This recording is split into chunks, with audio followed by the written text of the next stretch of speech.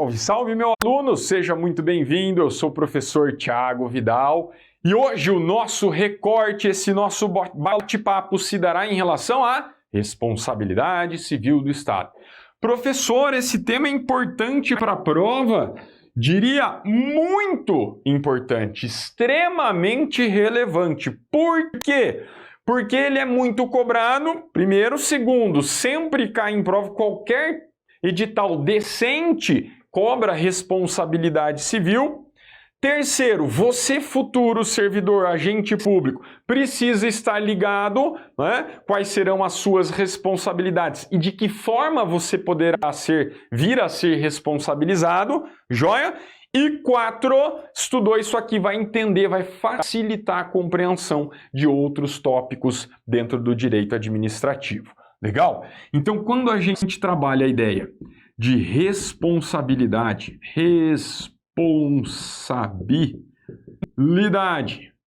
civil do Estado, a gente tem que pensar o quê? Na regra. Qual que é a regra, professor? Tem regra? Tem. A responsabilidade civil do Estado, ela é aplicada via de regra de forma objetiva. Ok? Objetiva, porque dispensa-se, é prescindível a presença de elementos de ordem subjetiva. O que isso significa mesmo, professor? Elementos de ordem de natureza subjetiva? Dolo e culpa. Esses dois camaradas, vocês cansam de analisar lá no direito penal, perfeito? Aqui no direito civil eles também aparecem. A ideia de dolo, ok? E de culpa está onde? O elemento subjetivo, na intenção do agente. Perfeito? Então a ideia é que a gente vá a partir da regra. Só que se tem regra no direito, tem exceção. Falou em regra, tem que pensar na exceção. Tem exceção, professor? Tem. Quando a gente trata, ok? Dos chamados atos omissivos, que é o que eu vou esquematizar para vocês aqui, ó. Chamados atos omissivos. Omissivos por quê, professor? Porque a administração pública, o agente público, não faz nada.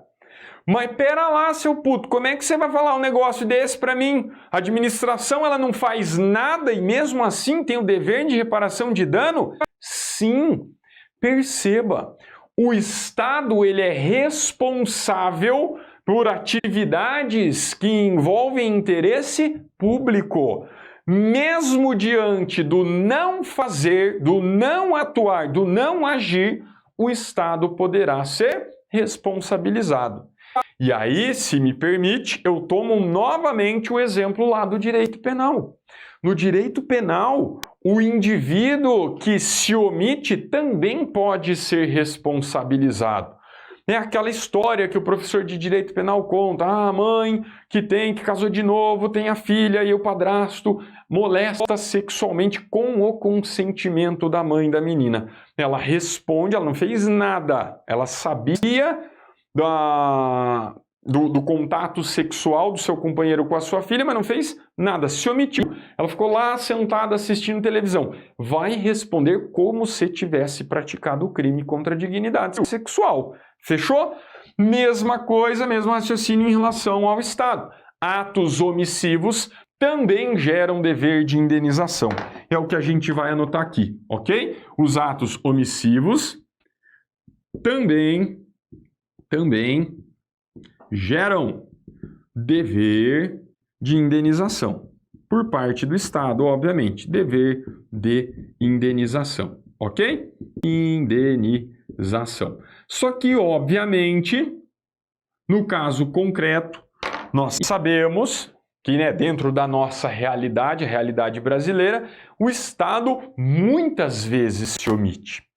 E se fosse-lhe aplicado também nessas hipóteses a chamada responsabilidade civil objetiva, ia ficar muito difícil o Estado atuar. Ele ia ter que indenizar, ia ter o dever de reparação de dano muitas vezes, em muitas situações. Ok? É por isso que doutrinária e jurisprudencialmente construiu-se o raciocínio de que diante dos atos omissivos, via de regra, aplica-se, e aqui a gente tem Vamos colocar um alerta aqui, ó, sinalzinho de alerta. Em relação aos atos omissivos, aplica-se a chamada responsabilidade civil subjetiva, ok? Subjetiva, professor? Sim. Por que subjetiva? Porque além daqueles 3 elementos, dos 3 pilares da responsabilidade objetiva, quais sejam conduta, resultado danoso e nexo de causalidade, eu também preciso demonstrar o elemento subjetivo, dolo ou culpa. Perfeito? Então, olha só, responsabilidade civil ela é subjetiva porque pressupõe a demonstração de dolo ou culpa. Joia? Dolo ou culpa. Ok? Obrigatoriamente eu preciso o quê? Conseguir enxergar o elemento subjetivo. Aí sim, diante de uma omissão, de um não fazer por parte do Estado, é possível que gere o dever de reparação, de indenização. Legal? Vem comigo então no material. Olha só. Chamada responsabilidade por atos omissivos. Então a gente, como eu disse, sempre parte da regra, ok? Em regra, nos casos de omissão, a responsabilidade do Estado será tida como subjetiva. Foi o que eu acabei de esquematizar para vocês aí. Porém, quando o poder público atua como garantidor, sua responsabilidade, mesmo nos casos de omissão, será objetiva. Ou seja, aquele que sofre um dano não precisará comprovar dolo ou culpa por parte da conduta danosa do Estado. E aí eu trouxe 2 exemplos que eu vou esmiuçá-los aqui no canto da lousa para vocês. Professor, então pera lá, deixa eu ver se eu entendi. Para a administração pública como um todo, responsabilidade civil objetiva. Show de bola. Conduta, resultado danoso, nexo de causalidade. Já nos casos de atos omissivos, a gente tem como regra responsabilidade civil subjetiva, que é aquela que pressupõe a existência de dolo ou culpa. Show de bola. Essa é a grande distinção. Aqui nós temos uma exceção àquela primeira regra do artigo 37, parágrafo 6º. Só que dentro dessa exceção, a gente tem mais uma exceção. Meu Deus, professor, quem que faz, quem que cria essa desgraça, esse raciocínio, essa doutrina? Eu que não sou, mas faz sentido. Quer ver só? Se eu estou falando que é exceção da exceção, significa que diante de um ato omissivo, se a regra é responsabilidade subjetiva, a exceção aqui é responsabilidade objetiva. Então, olha só, quando a gente tem os chamados atos omissivos, ok? Que geram dano, que causam dano, prejuízo específico, a gente volta a aplicar a chamada responsabilidade objetiva. Como assim, professor? Se liga. Quando o Estado se coloca numa posição de garantidor de direitos, de garantias de determinado cidadão ou de determinada pessoa jurídica, se ele se omite, se o Estado se omite, se o Estado não faz, aí a gente aplica o quê? Responsabilidade objetiva. Qual que vai ser o exemplo que vai cair na sua prova, que é recorrente? Tá aqui, ó. Vou colocar o exemplo e vai cair na sua prova. A condição do preso.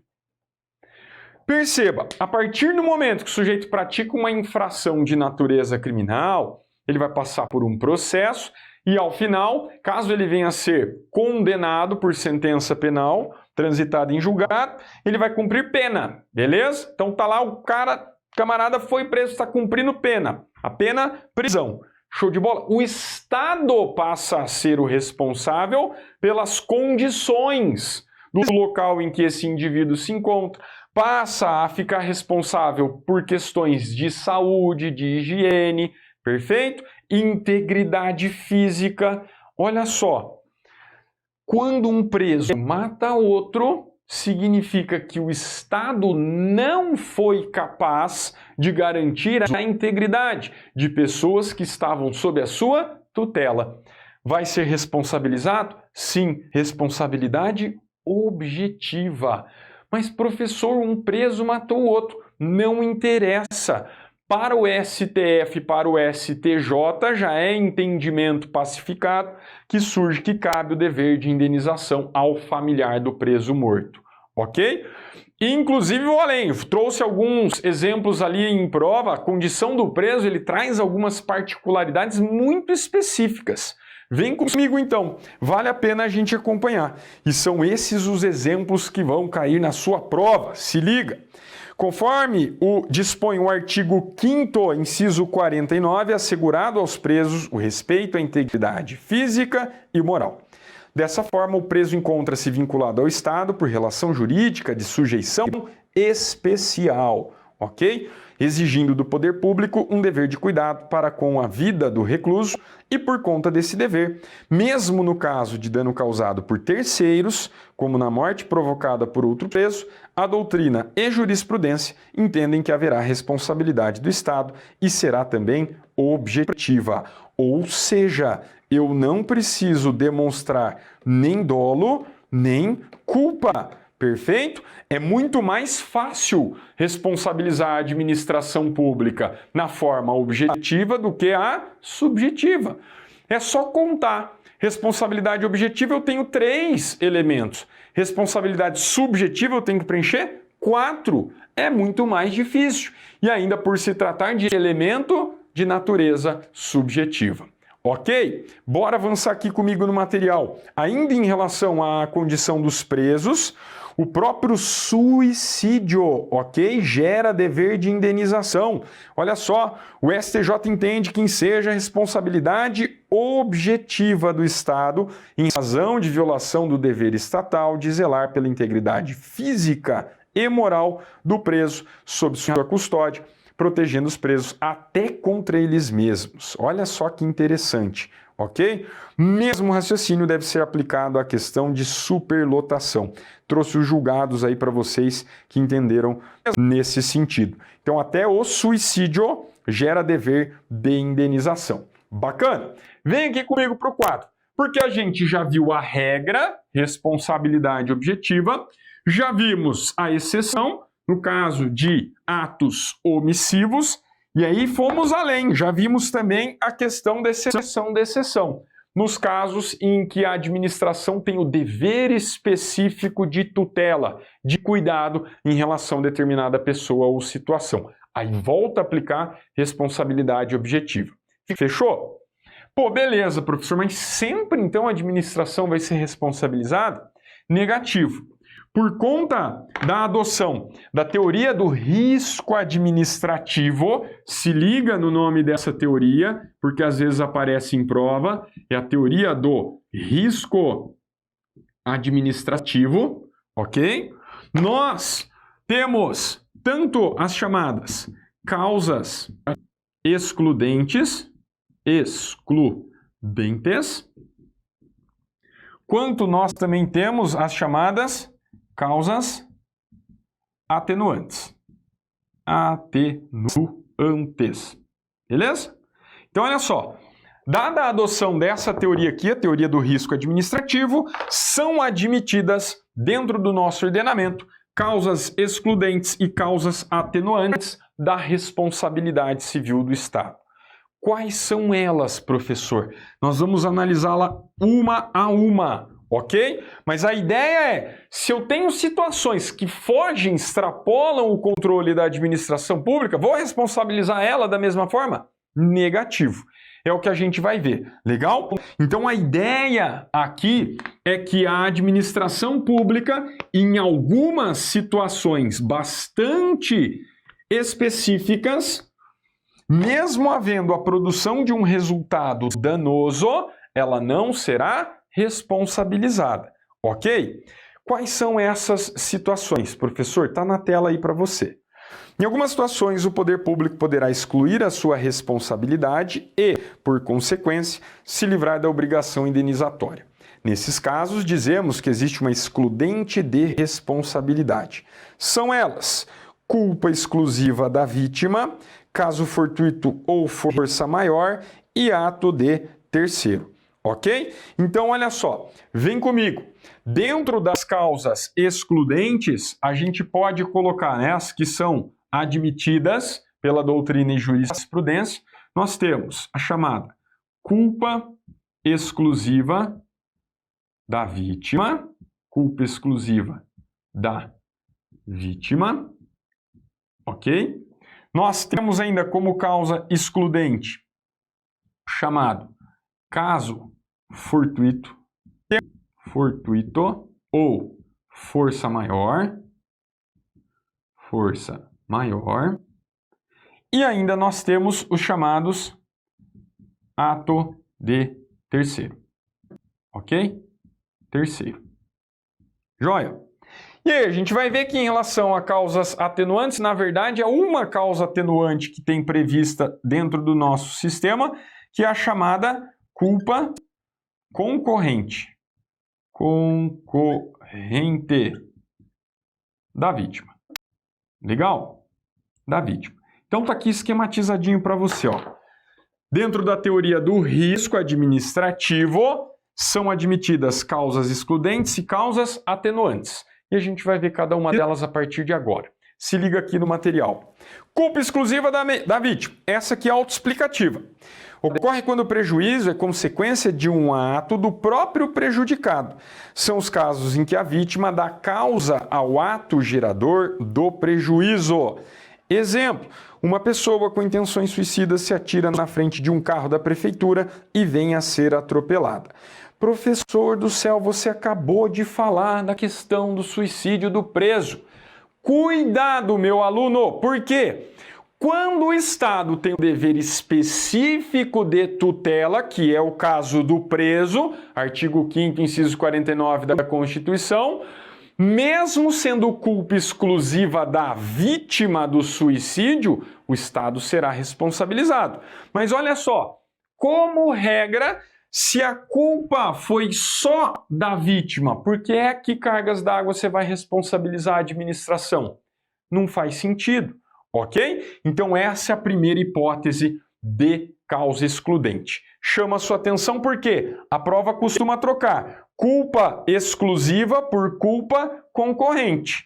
Culpa concorrente é causa atenuante. Legal? Ele mitiga, ele suaviza a responsabilização. A gente já vai ver um exemplo. Mas cuidado, quando culpa exclusiva, causa excludente. Quando é culpa concorrente, causa atenuante. Fechou? Tranquilinho? Autoexplicativo, o nome já ajuda a lembrar na hora da prova. Próxima situação aí, olho na tela, chamado caso fortuito ou força maior. Para fins de prova, meu aluno, você pode tratar como sinônimo, ok? Muito difícil questões aprofundarem esse tópico aqui. Mas olha só, podemos explicá-las como fato imprevisível, inevitável, estranho à vontade das partes, não correlacionado a uma ação estatal. E aí, normalmente, os exemplos de prova estão ligados à força maior, ou força da natureza, enchentes, terremotos, furacão, etc. Cuidado, porque o STJ ele faz uma pequena distinção entre o caso fortuito, tá? O caso fortuito interno e externo. Mas como eu disse para vocês, a maioria das provas ela vai trazer essa informação aqui, ó, fato imprevisível, inevitável e estranho à vontade das partes. Essa é a charada para matar a questão da prova, ok? E qual que é a diferença aí do fortuito interno e externo, professor? Tá aqui, ó. Trago mais a título de curiosidade. Perfeito? Caso fortuito interno incide durante o processo de elaboração ou execução do serviço, não eximindo a responsabilidade civil. Já o caso fortuito externo é alheio ou estranho ao processo de elaboração ou execução do serviço, excluindo responsabilidade civil. Perfeito? Show de bola? E aí a gente tem a terceira espécie de causa excludente de responsabilidade, o chamado ato de terceiro. Ocorre quando o particular é lesado por um terceiro e não pelo Estado.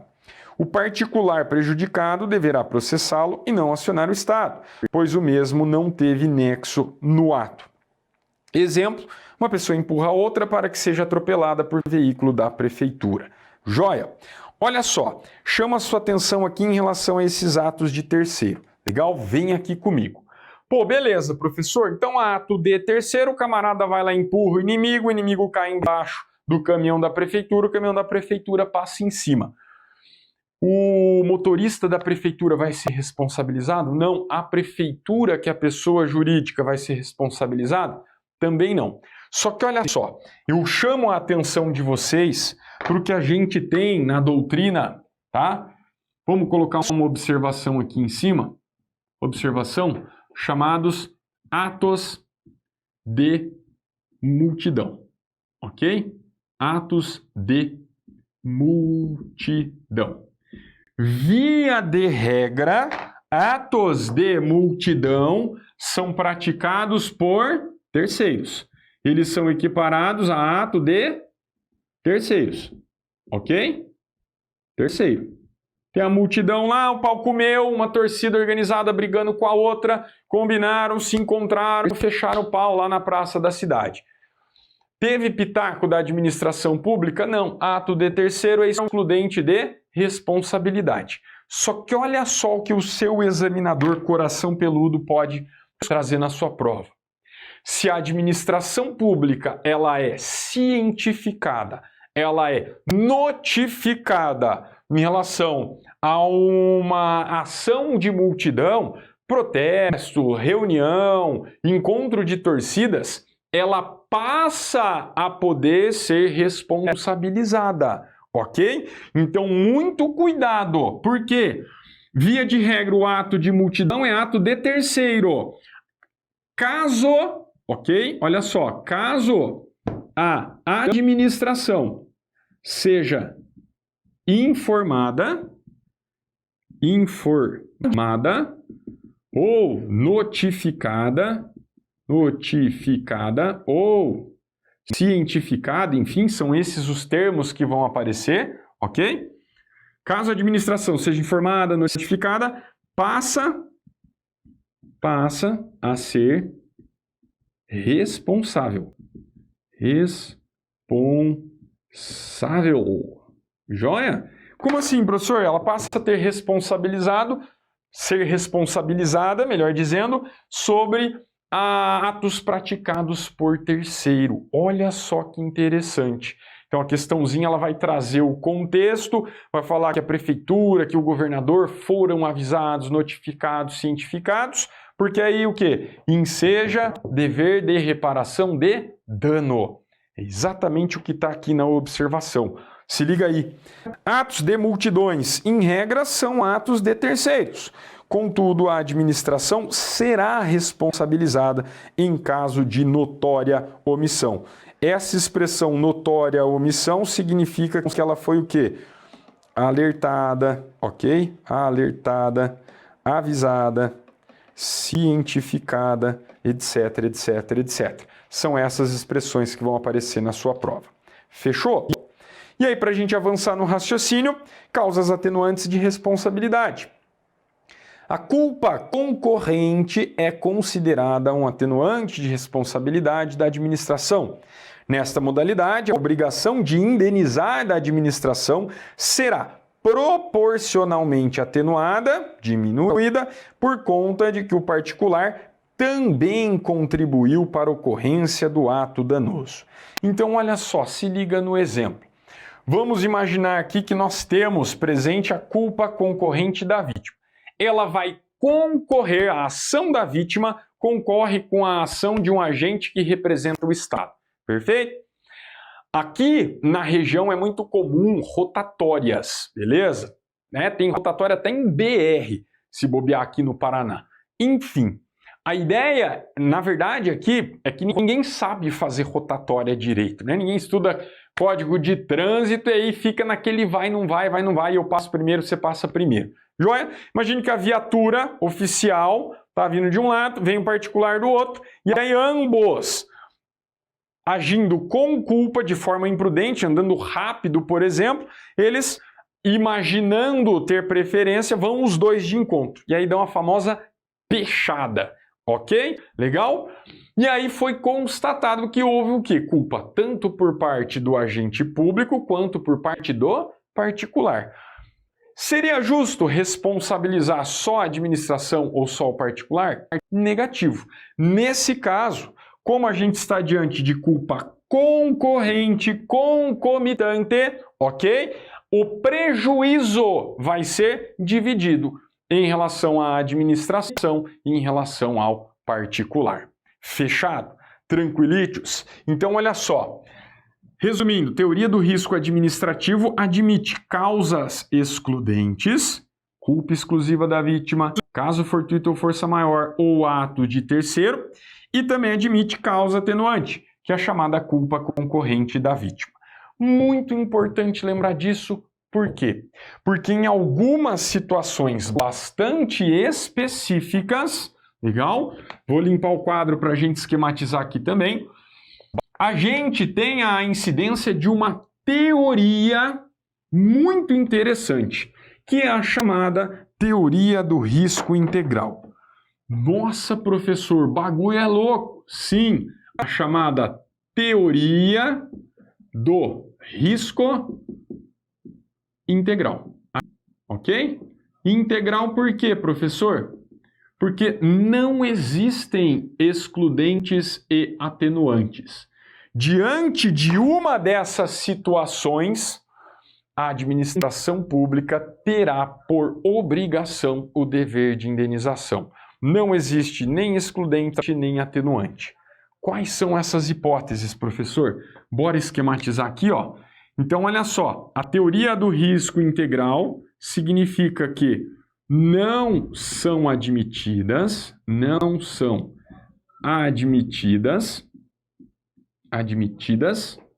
causas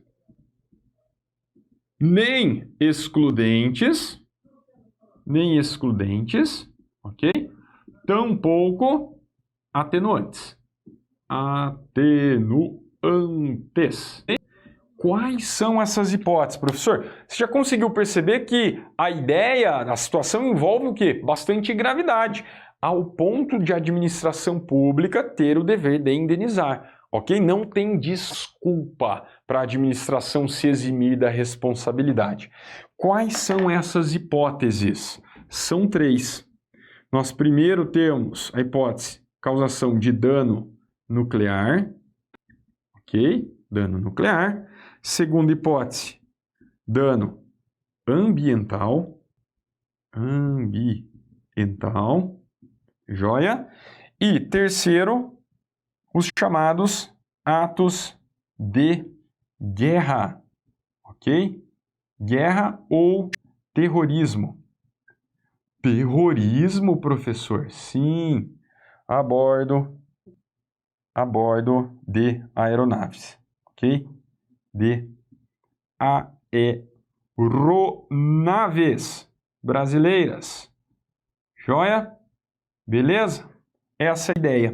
São essas três hipóteses em que eu aplico a teoria do risco integral. Quer ver só? Vem comigo, de olho no material aí. Se liga!